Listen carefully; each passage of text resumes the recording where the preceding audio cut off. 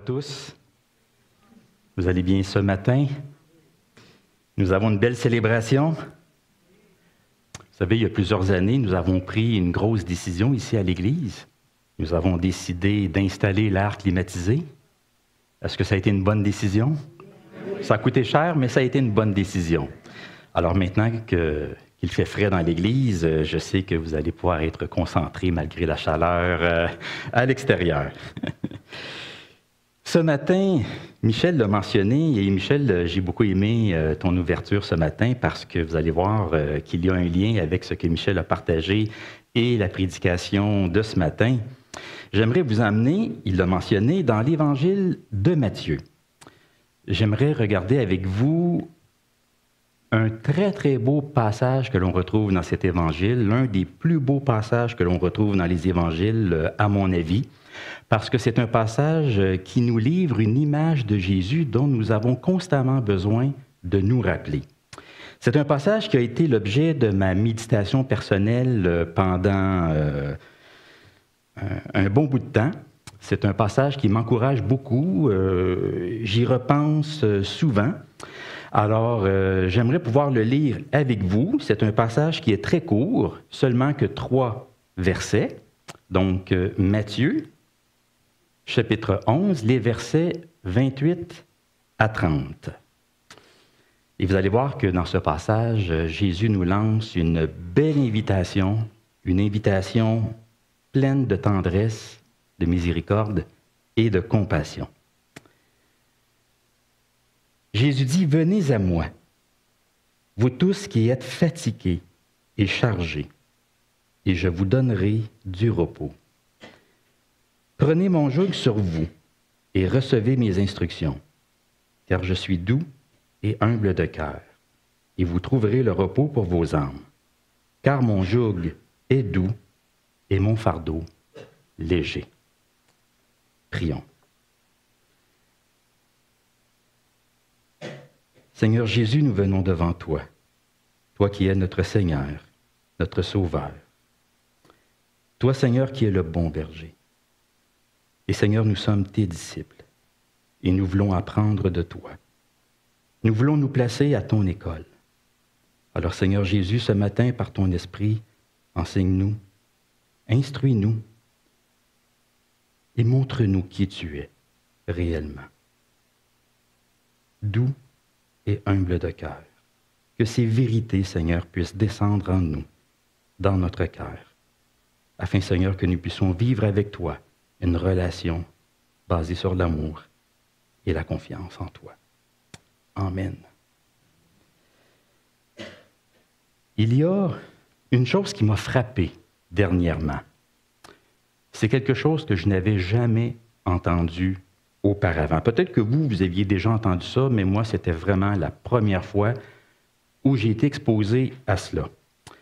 C'est que maintenant, certaines personnes disent haut et fort, dans des vidéos, dans des entrevues, dans des articles, que Jésus était une mauvaise personne. Un personnage malveillant. Oui, un être méchant et manipulateur, un homme contrôlant, un extrémiste religieux, une espèce de gourou spirituel, et que par conséquent, il n'est pas digne de notre amour, de notre foi et de notre confiance. Alors, à en juger par vos réactions, je pense que c'est la première fois que vous entendez ça aussi. Alors, ça vous surprend? Ça me surprend aussi. Ça me surprend parce qu'en général, nous savons que dans la société, les gens ont plutôt une opinion quand même favorable à l'égard de Jésus. Ça ne veut pas dire qu'ils sont croyants nécessairement, ça ne veut pas dire qu'ils le reconnaissent comme Sauveur, comme Seigneur, comme le Fils de Dieu, mais ils vont quand même dire que ça a été un homme qui est bon. Ils vont le voir comme un philosophe, un prophète social, un guide moral, quelqu'un qui a fait la promotion de nobles idéaux. Il a prôné la générosité, la bonté, le pardon, la paix, la réconciliation, l'humilité.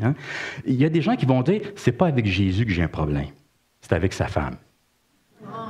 En parlant de l'Église. Hmm?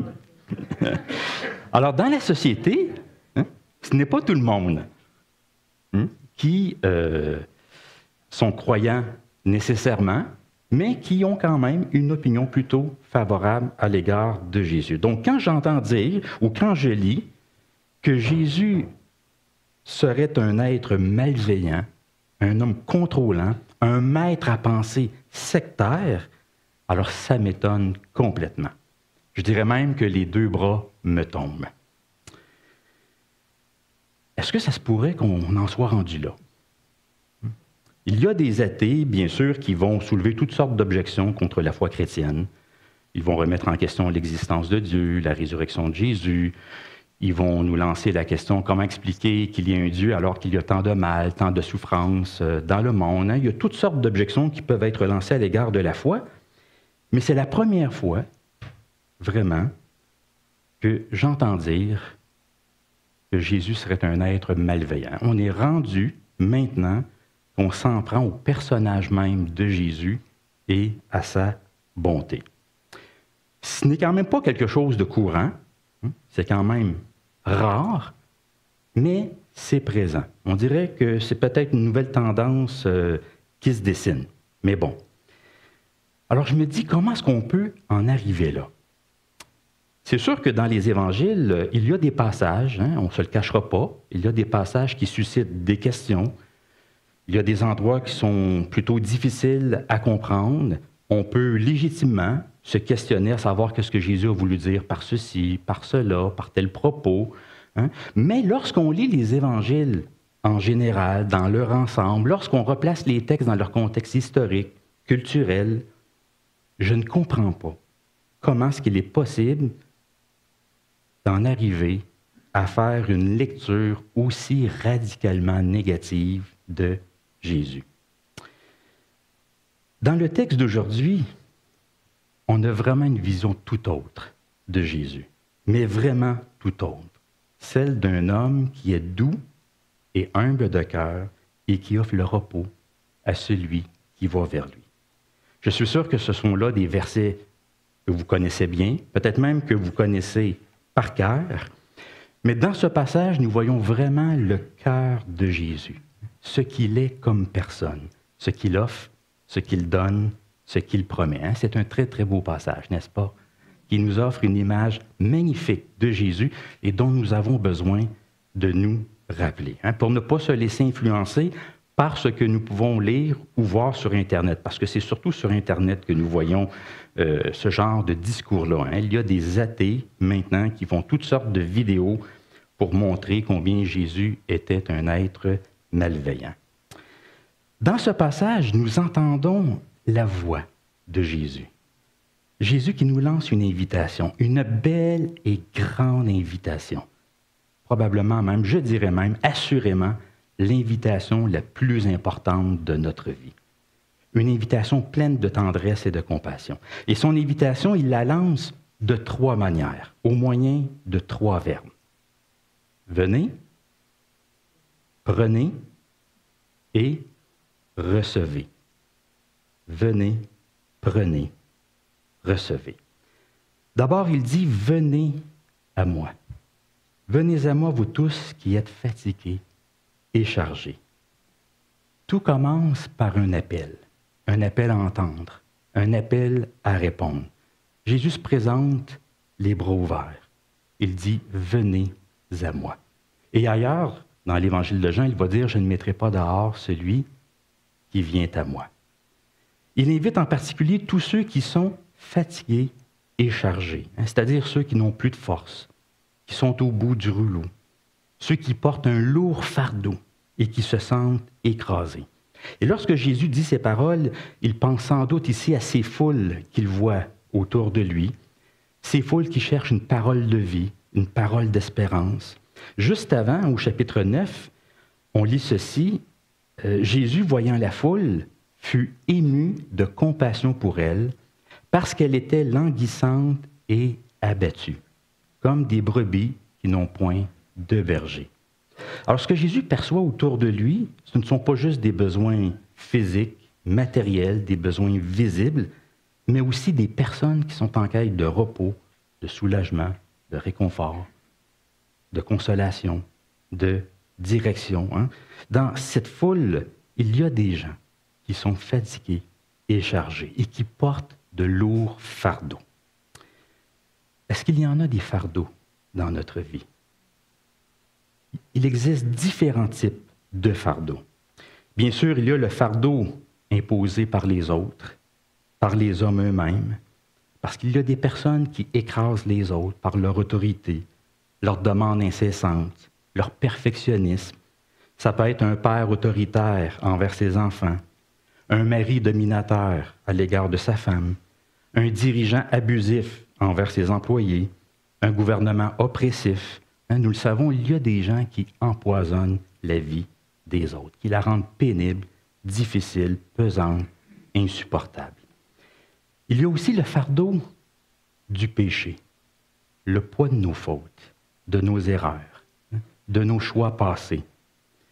La culpabilité, la honte, la conscience de notre éloignement de Dieu, ça peut devenir un fardeau écrasant.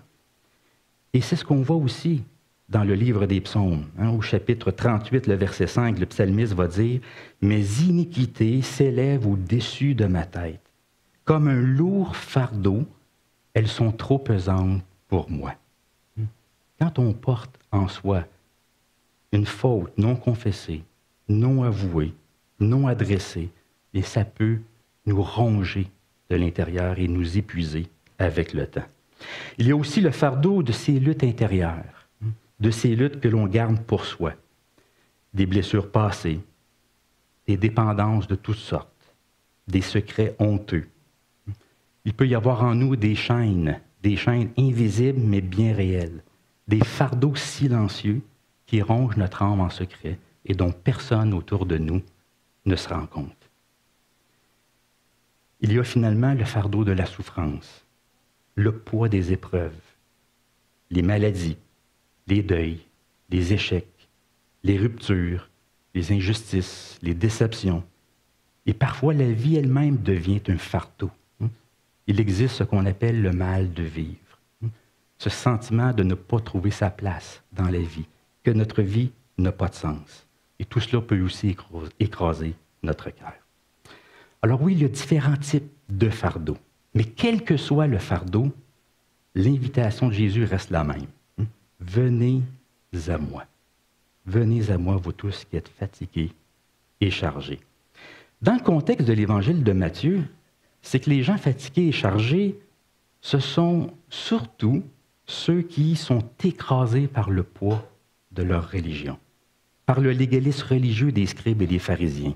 Parce que vous le savez, une religion, ça peut devenir très lourd, très pesant et un vrai fardeau. C'était le cas de la religion des scribes et des pharisiens. Lorsque Jésus a parlé d'eux, il a dit « Ils lient des fardeaux pesants et les mettent sur les épaules des hommes, mais ils ne veulent pas les remuer du doigt. » C'est que leur religion, leur façon de la vivre, leur religion, elle était censée honorer Dieu. Mais en fait, elle condamnait le simple juif à un dur labeur. Les scribes, les pharisiens étaient très préoccupés par tous les détails de la loi. Ils mettaient beaucoup d'accent sur la consécration à Dieu, la pureté, la sainteté. Mais ils oubliaient quelque chose d'important. Ils oubliaient l'essentiel qui est, Charles l'a mentionné, la compassion et la miséricorde. Jésus va dire au chapitre 23, « Malheur à vous, scribes et pharisiens hypocrites, parce que vous payez la dîme de la menthe, de l'ânette et du cumin, et vous laissez ce qui est plus important dans la loi. » Ce qui est plus important dans la loi, la justice, la miséricorde et la fidélité. La loi, c'était quelque chose de positif. Elle était bonne. Mais entre les mains des scribes et des pharisiens, elle était devenue une charge, un lourd fardeau. Un système religieux, ça peut devenir une matrice, un emprisonnement. Imaginez vivre constamment avec cette peur de déplaire à Dieu, avec cette peur constante de commettre une faute. Imaginez toujours viser le perfectionnisme moral. Est-ce que ça peut devenir étouffant et contraignant? Il existe aussi sur Internet, vous le savez peut-être, maintenant ce qu'on appelle des récits de déconversion. Ça vous dit quelque chose? Il y a des récits de conversion. Il y a des gens qui vont raconter leur cheminement vers la foi, mais il y a aussi des récits de déconversion, c'est-à-dire des gens qui racontent leur cheminement hors de la foi. Comment ils ont renoncé à la foi chrétienne, comment ils ont dit non à Jésus-Christ, je ne crois plus en lui. Et vous savez ce qui ressort souvent lorsqu'on écoute ces gens-là? C'est que ces gens-là, ils disent qu'ils ont éprouvé un soulagement immense lorsqu'ils ont renoncé à la foi.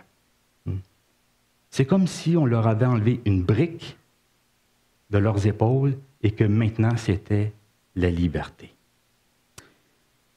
Et chaque fois que j'entends ça, il y a une question qui me traverse l'esprit. Mais qu'ont-ils quitté exactement? Qu'ont-ils délaissé derrière eux au juste? Quelle forme de foi ont-ils vécu? Parce que ce qu'ils décrivent dans leur témoignage, ce poids, cette oppression, cette douleur, ce n'est pas ce que Jésus a proposé. Il a dit, « Venez à moi, vous toutes qui êtes fatigués et chargés, je vous donnerai du repos. Et mon joug est doux et mon fardeau léger. » Alors, si des hommes et des femmes disent avoir été soulagés en quittant la foi, bien peut-être que ce n'est pas le Christ qu'ils ont quitté, mais une certaine image déformée de lui. Peut-être que ce qu'ils ont abandonné, ce n'est pas l'Évangile, mais une caricature malsaine de l'Évangile. Peut-être que ce qu'ils ont laissé derrière eux, ce n'est pas une foi vivante, libératrice, enracinée dans l'amour, mais plutôt un environnement religieux oppressif. Il y a ce qu'on appelle des environnements religieux toxiques. Des environnements religieux toxiques. Des églises marquées par le légalisme, où la grâce se fait peu présente. Des familles chrétiennes hyper rigides, où Dieu est présenté beaucoup plus comme un juge sévère que comme un père aimant. Des communautés où on met l'accent beaucoup sur la performance spirituelle, un peu comme les pharisiens, consécration, pureté, sainteté. Ce qui n'est pas mauvais, mais quand ce n'est pas tempéré par la miséricorde, la grâce et la compassion, c'est là que ça peut devenir un problème. Peut-être que nous, notre appel, en tant qu'Église, ce n'est pas simplement de proclamer l'Évangile, de proclamer Jésus-Christ qui est la vérité, mais aussi de guérir ceux qui ont été blessés par une fausse image de lui, une fausse compréhension de la foi chrétienne. Alors oui, je me pose la question, qu'est-ce qu'ils ont quitté exactement? Qu'est-ce qu'ils ont laissé derrière eux? C'est important d'être à l'écoute de leur récit, de leur passé, de leur histoire. Alors Jésus invite tous ceux qui souffrent, que ce soit sur le plan social, psychologique, religieux, il les invite à venir à lui.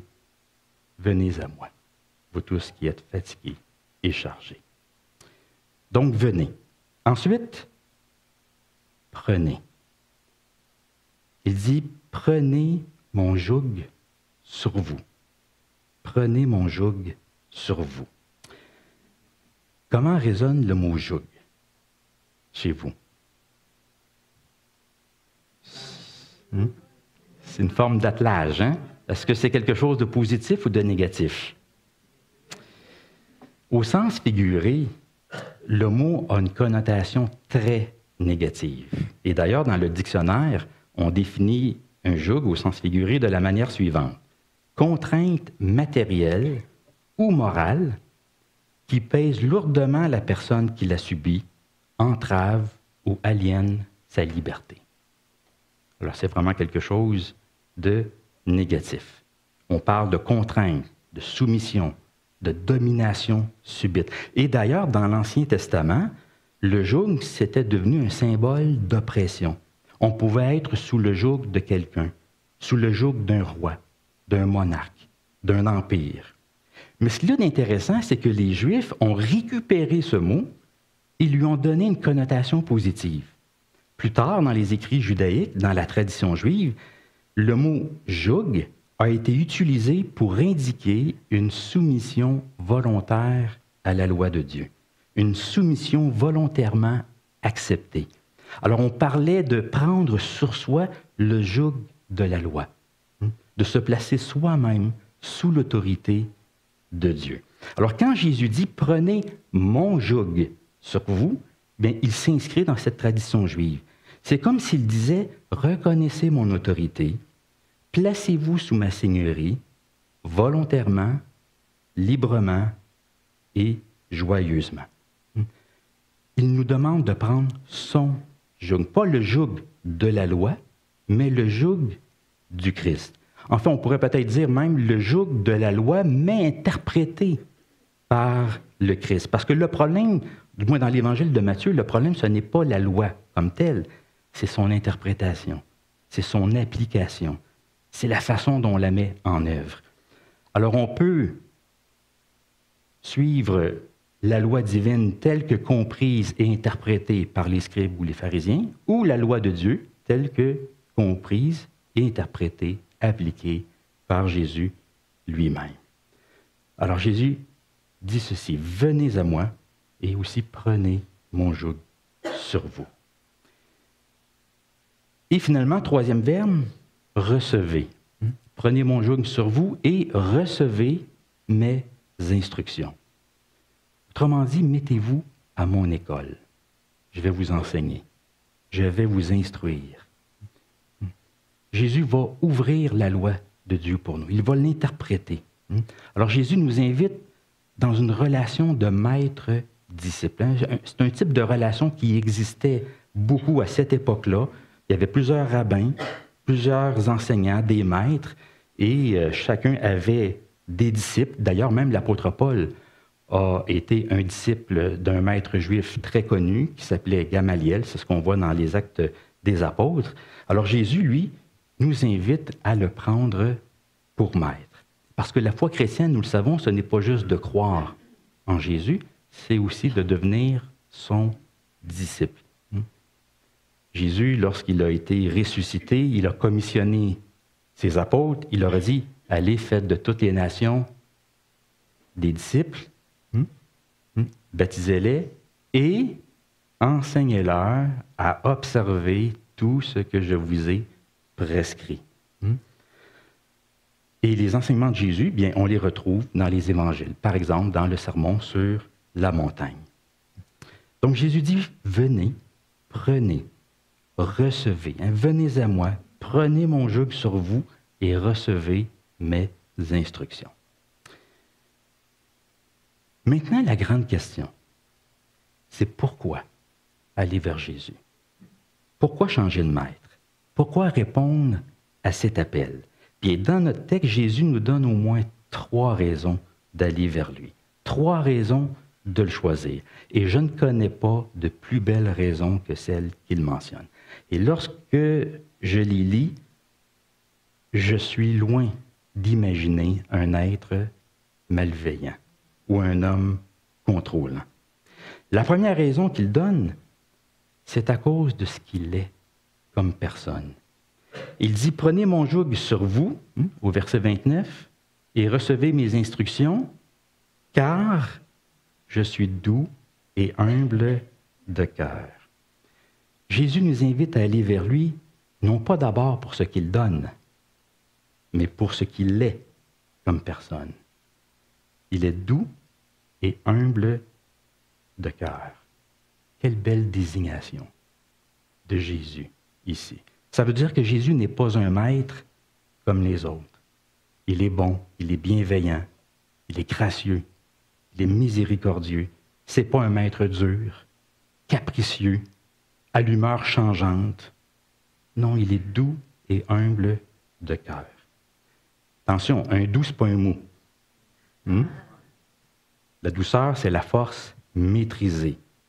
Ça veut dire qu'on n'a pas à avoir peur d'aller vers Jésus. On n'a pas à avoir peur de ses réactions. On n'a pas à avoir le cœur qui se met à débattre, comme tu as mentionné. On ne connaît pas toujours la réaction des autres autour de nous. On n'a pas à se poser la question, si je vais vers Jésus, comment va-t-il réagir? Comment va-t-il m'accueillir? Non, Jésus, il est doux. Il nous accueille. Et il est humble. Il ne vit pas pour lui. Il vit pour Dieu, pour faire sa volonté. Il cherche la gloire de Dieu. Jésus n'est pas animé des mêmes sentiments que d'autres chefs religieux. Il est animé par des sentiments de bienveillance pour la gloire de Dieu. Alors, quand on vient à Jésus, quand on change de maître, on ne change pas 4,30 sous pour une pièce. Non, c'est un maître différent, un maître bon et bienveillant. Dans les évangiles, on retrouve tellement de beaux récits de compassion et de miséricorde de la part de Jésus. Il y en a plein, plein, plein. Par exemple, vous vous rappelez cet épisode après le reniement de Pierre, comment Jésus lui a parlé, comment Jésus l'a accueilli, comment Jésus l'a réhabilité et comment Jésus s'y est pris aussi. Jésus a été un très, très fin psychologue. Il a abordé ce qu'il devait aborder, mais de façon indirecte, sans confrontation directe. Il a dit, « Pierre, m'aimes-tu? » Pierre, m'aimes-tu? Le fils prodigue, lorsqu'il est revenu à la maison, comment est-ce que le père l'a accueilli? C'est l'embrassade, c'est l'accolade, l'amour, le pardon, le party. La femme adultère, lorsqu'elle a été amenée devant Jésus, dans quel état est-ce qu'elle devait être? C'est sûr qu'elle devait être honteuse, parce qu'elle a été prise sur le fait, mais elle avait surtout peur, sans doute, de la réaction de Jésus. Elle se disait sans doute qu'il va me condamner comme tout le monde, comme tous les autres. Mais Jésus lui a dit, va et ne pêche plus. On en a plein de récits de compassion. Il y en a plein. Il faut quasiment se fermer les yeux pour ne pas les voir. C'est comme ça qu'il est Jésus. Il est doux et humble de cœur. On ne va pas d'abord vers lui pour ce qu'il donne, mais avant tout pour ce qu'il est comme personne. La deuxième raison, vous trouverez le repos pour vos âmes. Le mot repos revient à 2 reprises dans ce passage. D'abord au verset 28, je vous donnerai du repos, et ensuite au verset 29, vous trouverez le repos pour vos âmes. Et le repos dont il est question ici, ce n'est pas un repos physique, c'est un repos qui touche l'âme, qui restaure de l'intérieur, qui nous fait entrer dans une relation nouvelle avec Dieu. Parce que lorsqu'on va vers le Christ, on est accueilli, on est pardonné, on est réconcilié, et une nouvelle relation débute. Une relation qui n'est pas fondée sur la peur, sur la crainte, mais plutôt sur l'amour et la confiance. Et en plus, lorsqu'on va vers Jésus, il nous offre une espérance, l'espérance du royaume. Il a dit, heureux les pauvres en esprit, car le royaume des cieux est à eux. Recevoir l'Évangile, c'est entrer dans un repos divin. Et ce thème du repos, on le voit très, très bien dans l'Épître aux Hébreux. Au chapitre 4, l'auteur de l'Épître aux Hébreux dit ceci. « Craignons donc, tandis que la promesse d'entrer dans son repos subsiste encore, qu'aucun de vous ne paraisse être venu trop tard. » Au verset 3, « Pour nous qui avons cru, nous entrons dans le repos. » Au verset 10, « Car celui qui entre dans le repos de Dieu se repose de ses œuvres, comme Dieu s'est reposé des siennes. Empressons-nous donc d'entrer dans ce repos. » Alors pourquoi aller vers Jésus? Mais parce qu'il est doux et humble de cœur, et aussi parce qu'il donne le repos. Finalement, la troisième raison, c'est à cause de la légèreté de son joug et de son fardeau. Car il dit au verset 30, « Car mon joug est doux et mon fardeau léger. » C'est quand même surprenant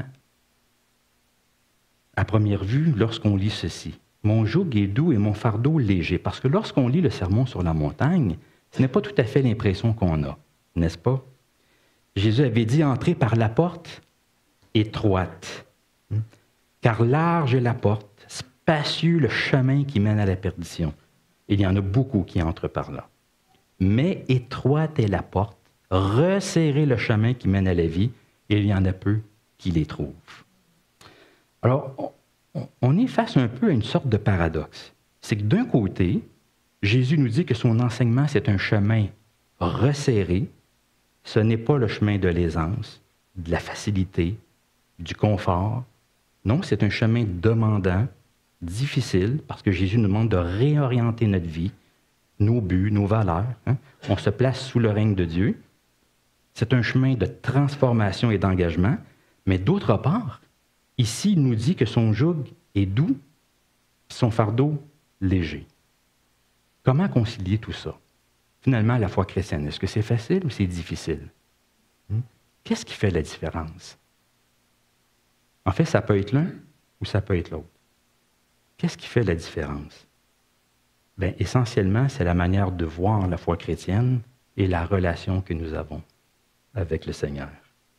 C'est sûr que si la foi, nous voyons cela comme étant un catalogue de prescriptions et de commandements, parce que c'est souvent comme ça dans la société qu'on perçoit la religion, c'est un catalogue de prescriptions, de règles et de commandements.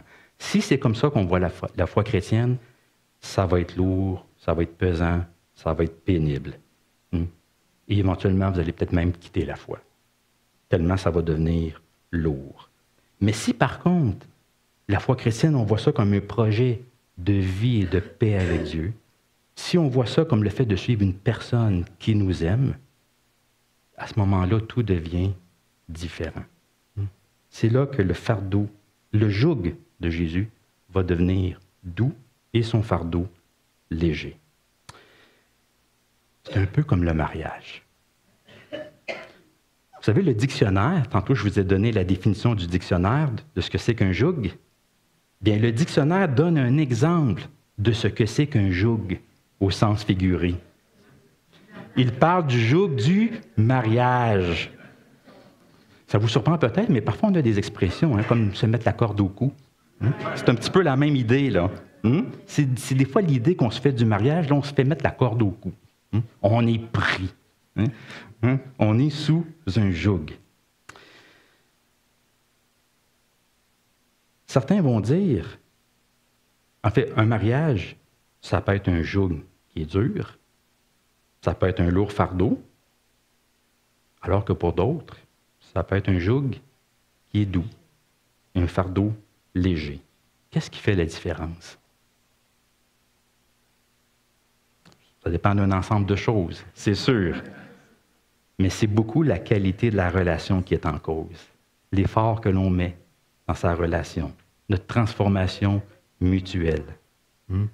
Ça peut être l'un, ça peut être l'autre. Dans le christianisme, c'est un peu la même chose. La foi chrétienne, ça peut être quelque chose de lourd, de pesant, de contraignant, mais ça peut être aussi quelque chose de doux et quelque chose de léger. Et ça dépend d'un ensemble de facteurs, de notre environnement religieux, du type de foi auquel on a été exposé, de notre manière de voir la foi chrétienne et surtout de notre relation avec le Seigneur. Alors oui, le Seigneur nous lance ici une belle invitation, une tendre et compatissante invitation. Venez à moi, prenez mon joug, recevez mes instructions. Pourquoi? Parce que je suis doux et humble de cœur, parce que je vous donnerai du repos, et parce que mon joug est doux et mon fardeau léger. Donc à cause de ce qu'il est comme personne, et ensuite à cause de ce qu'il nous donne, de ce qu'il nous offre en tant que Seigneur et Sauveur. Parce que Jésus est un être malveillant, un homme contrôlant, non, mais plutôt un homme bon, bienveillant, demandant, exigeant, oui, mais c'est aussi le plus compréhensif, le plus miséricordieux, le plus compatissant, le plus gracieux. Il n'y a pas de meilleur maître que lui. Alors allons vers le Seigneur pour trouver du repos, encore et encore.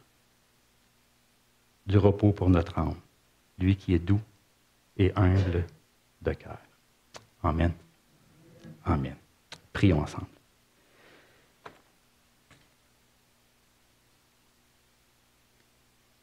Seigneur Jésus, nous venons vers toi et nous voulons répondre à ton appel. Toi qui es doux et humble de cœur.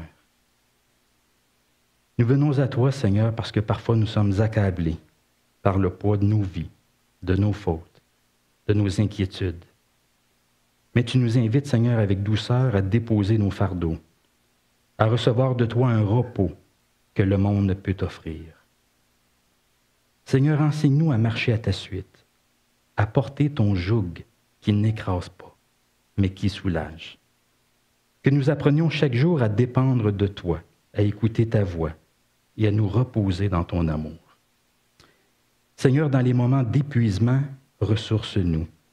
Dans les moments d'égarement, ramène-nous. Dans les moments d'agitation, sois notre paix. Dans nos moments de doute, rappelle-nous que tu es la vérité. Seigneur Jésus, oui, tu es notre repos, notre force, notre espérance. Et c'est en toi que nous nous confions aujourd'hui et pour toujours. Amen.